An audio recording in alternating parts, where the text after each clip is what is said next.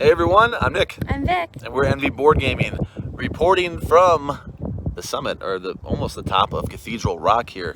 We're going to take you down there. Well, we're a board game channel, so let's do a board game review. We're doing the one that we picked up in our hotel.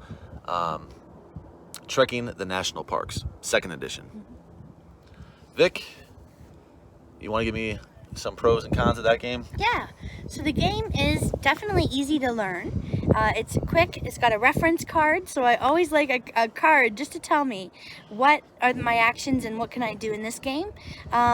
I like the variety of choices you have. I mean, it's not crazy, but you can move. You can use cards to move, more than one card to move a distance, so you're not stuck with just like one card to move. You can use more than one to add up the total and move. Yep. You can go for cards that put your tent down, or you can go for ones that only you can have. And the set collection is neat. I like the collection of stones to see who has more of whatever color.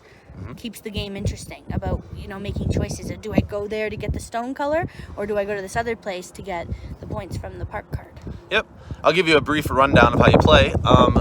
You have the map of the U.S. out there with the national parks.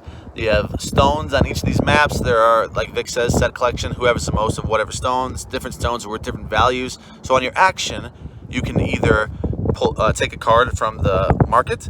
You can top deck a card. You have 2 actions. It can be the same action if you like. You could move with the number that's on the card, or you can go ahead and take a park. It can be a regular park or a major park. Major parks give you a one-time ability or an ongoing ability, depending on the park. There are 6 of them. You're going to play with 3 of them during the game. They're going to give you victory points as well. You're using the symbols on the card in order to own those parks, the cards. The game will end when somebody has 5 parks or all the gems are gone. And you just have those actions. Sorry, we can say something? Yeah, I was just going to say, and you get a big juicy meeple. Yep, the meeple is huge. Yeah, that's a plus.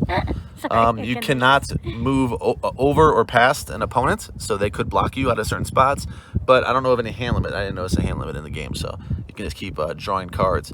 Like I said, you can do both your actions to draw cards, just build out those symbols or those numbers depending on how far you want to go. You have to pay the exact number on the card as far as your movement. If you draw 2, you can't say I'm only moving 1. You got to move 2.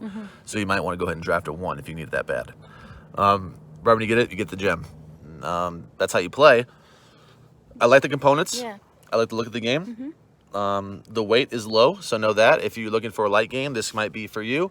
My score in the game, I'll give it a 5.9. I didn't really care for it, but I like the look of the game. I enjoyed it just fine. It's just, it's not something I'm going to really come back to. Might give it one more run, but that's a 5.9 for me. Vic? Yeah, my score is about the same. I was actually going to give it a 6.5. Okay. I enjoy it for what it is. I like simplicity. Sometimes we don't need to play like the heaviest game that we have. And the fact that it was available at the Sky Ranch Lodge where we're staying, Nick was checking in and he came back with a game. Did you buy that? No.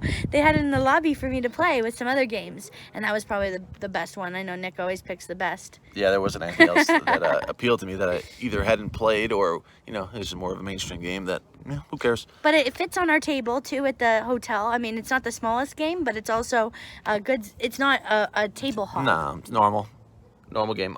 So that's a 6.5 and a 5.9. But I would say try it if you have a chance. With a family. I think you could play with a kid real easy. Yeah, that's a good call. Yeah. If you have a kid and you want to try that game, I would say go ahead and try it and see if it works really well for them. It's nice, and the components are super good. You might just get enjoyment out of that. The card quality, it's not going to be as nice as if you're playing in parks, but it's also less rules than parks as well. Yeah, and you know what? The park cards have interesting information. So it has an educational component where there is some little factoids about each park, which I think they put a lot of effort into the game, certainly, in that regard. And I think it's a good game. Nice. Yeah.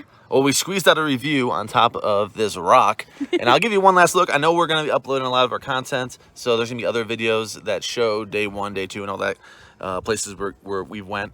Right now we're in Sedona. This is Sedona, Arizona. This place is called Cathedral Rock. It's one of the most popular places to go if you're hiking in Sedona. Give you one last look of what we're looking at over here. Here's our backdrop. That rock.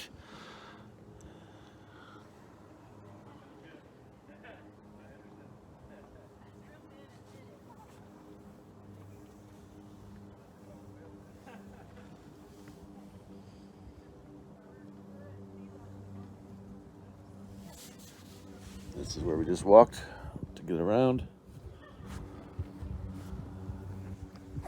Not that dangerous, slightly dangerous. So, yeah, we'll be safe. We have to go down this thing, so that'll be fun. Yeah, we have other board game reviews, so we can't die We here. can't. We have other board game reviews. All right, folks. Signing out. Yeah, see you next time. Bye-bye.